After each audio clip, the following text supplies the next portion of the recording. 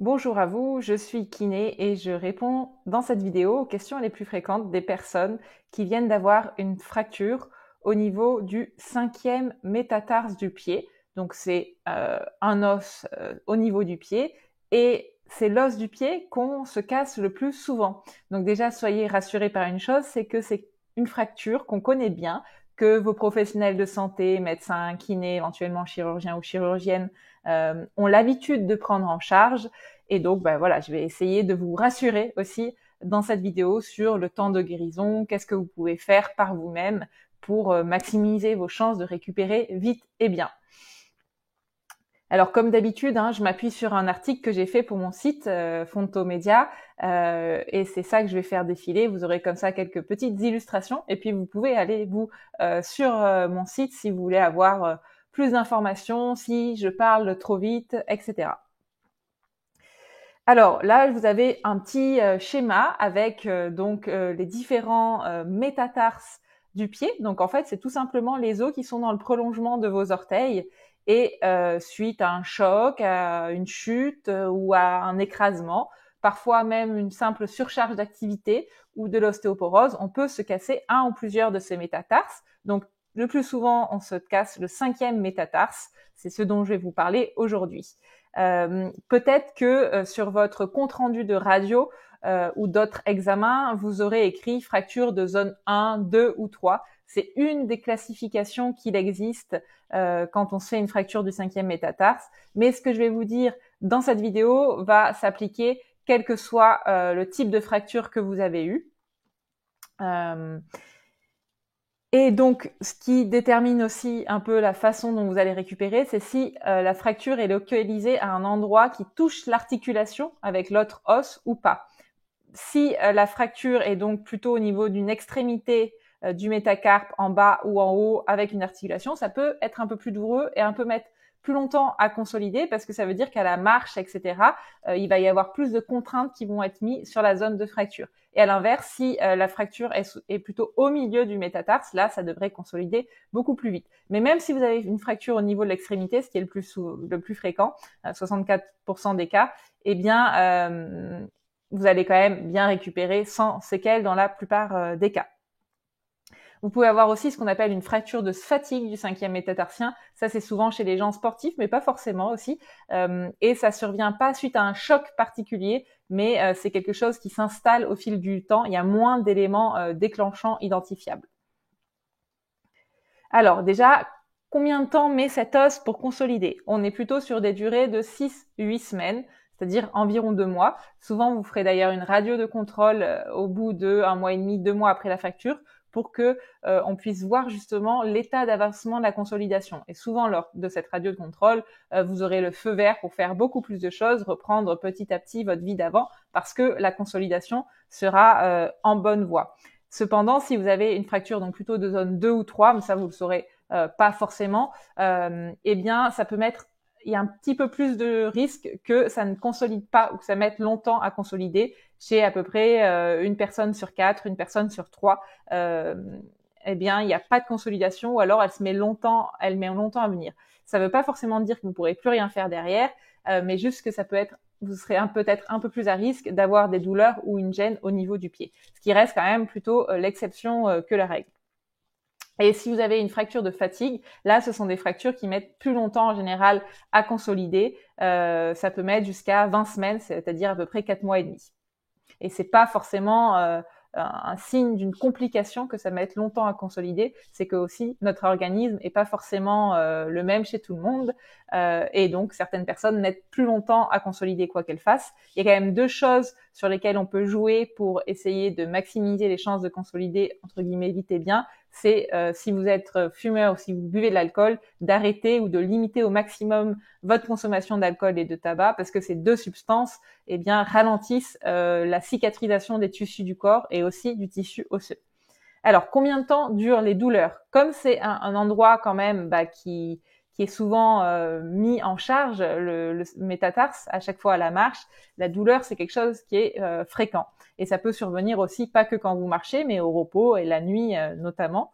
c'est parce qu'il y a en fait une réaction inflammatoire qui se crée lorsqu'il y a la fracture. Votre corps automatiquement met en route des mécanismes de guérison pour apporter au niveau de la zone lésée toutes les substances qui vont permettre de fabriquer du nouvel os.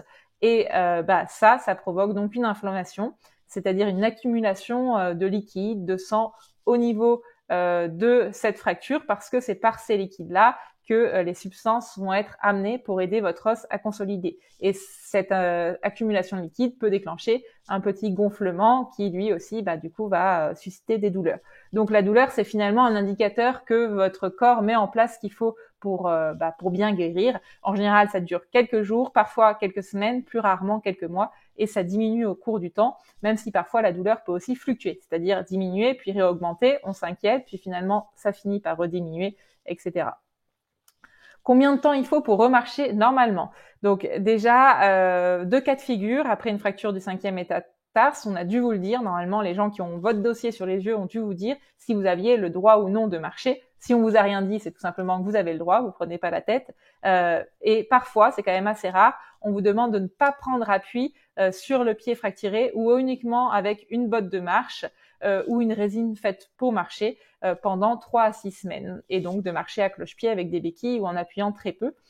Assez souvent quand même, et de plus en plus, on se rend compte que c'est pas plus mal d'avoir un peu de contrainte pour aider à la consolidation. Et donc souvent, on ne recommande plus de marcher avec des béquilles et sans appui. On vous recommande d'appuyer, mais de doser, d'utiliser des béquilles pour mettre un peu moins de poids et donc un peu moins réveiller un peu moins les douleurs au niveau du pied. Pour remarcher normalement, au mieux, les gens mettent quelques semaines, 2-3 semaines, plus souvent autour de 4 semaines, jusqu'à 1 ou 2 mois. On se passe petit à petit des béquilles et votre kiné peut vous montrer justement les différentes façons de marcher avec des béquilles. J'ai aussi, si vous voulez, dans l'article, une vidéo qui vous montre comment marcher, des différentes façons de marcher avec les béquilles puis de s'en débarrasser petit à petit.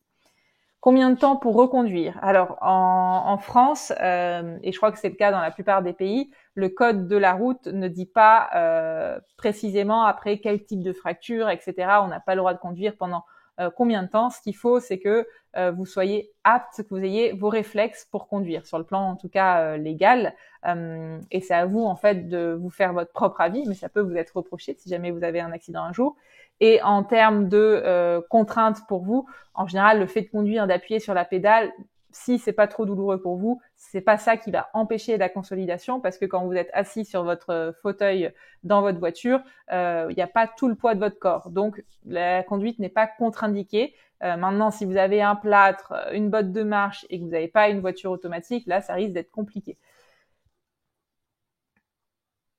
Est-ce qu'on peut accélérer le temps de guérison donc d'une fracture du 5e métatarse? Je vous dis un peu les résultats d'une équipe de recherche qui a essayé justement de regarder tout ce qu'on sait des fractures du 5e métatarse, de comment les gens récupèrent, quel que soit le traitement qu'ils aient eu, opération, pas opération, botte de marche, par botte de marche, droit d'appuyer, pas d'appuyer.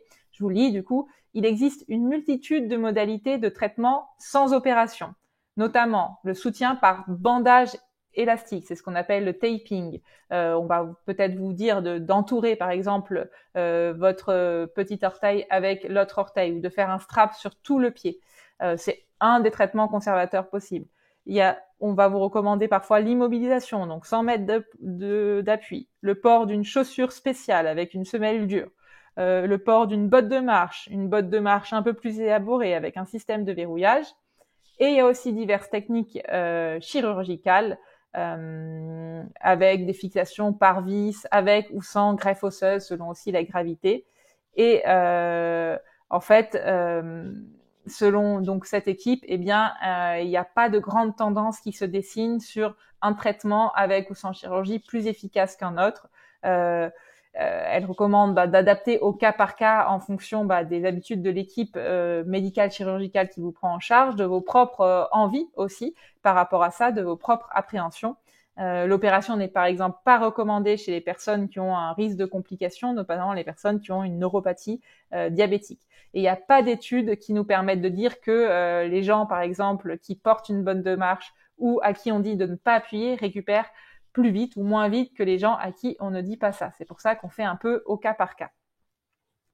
Est-ce qu'il faut donc éviter de prendre appui sur le pied fracturé? Eh bien, comme je vous le disais, de plus en plus souvent, on se rend compte que franchement, a priori, ça ne change pas grand-chose. Mieux vaut encourager les gens à se remobiliser vite, notamment en prenant appui, et que ce n'est pas ça qui va freiner la consolidation. Même dans le cas de fractures qu'on appelle cognitives, c'est-à-dire que l'os est cassé à plein d'endroits différents. On se rend compte que voilà, fonctionnellement, à distance de la fracture, les gens récupèrent à peu près pareil, il n'y a pas de grosse différence. Et parfois, nous, en tant que kiné, on est confronté à des patients et des patientes qui trouvent que justement, on leur a donné trop de restrictions. Le chirurgien, la chirurgienne ou le médecin qui a posé le diagnostic et qui a fait des recommandations et qu'après, il ne revoit plus. Voilà, il trouve que c'est trop contraignant. Dans ce cas-là, moi, je recommande d'en discuter avec votre kiné ou médecin qui peut-être peut prendre de nouveau contact avec cette personne-là pour voir s'il n'y a pas une marge de manœuvre possible. Ou aussi, c'est aussi votre propre responsabilité de vous dire par rapport à comment vous êtes documenté sur le sujet, que peut-être vous allez prendre un peu de liberté par rapport à ce qui vous a été donné. Est-ce qu'il faut faire la rééducation et au bout de combien de temps? On a des gens en rééducation pour une fracture de 5e métatarse, mais c'est pas systématique, assez loin de là, tout simplement parce qu'en fait, en général, on arrive bien à s'en remettre sans souci particulier par soi-même, et donc tant mieux. Bien sûr, si vous rencontrez des difficultés, si vous appréhendez à poser le pied par terre, si vous avez des douleurs qui restent, si vous savez pas trop comment reprendre la course à pied ou votre travail, là, les kinés seront pertinent pour faire déjà un bilan, un point avec vous, et puis voir ce que vous pouvez mettre en place par vous-même ou en séance de kiné pour arriver à mieux récupérer. Voilà pour ce que je voulais vous dire sur ces fractures. Si vous avez des questions, n'hésitez pas à les laisser en commentaire sous la vidéo ou sous l'article, j'y répondrai. Vous pouvez aussi, si vous le souhaitez, télécharger mon e-book Récupérer au mieux après une fracture, blessure ou opération. À bientôt.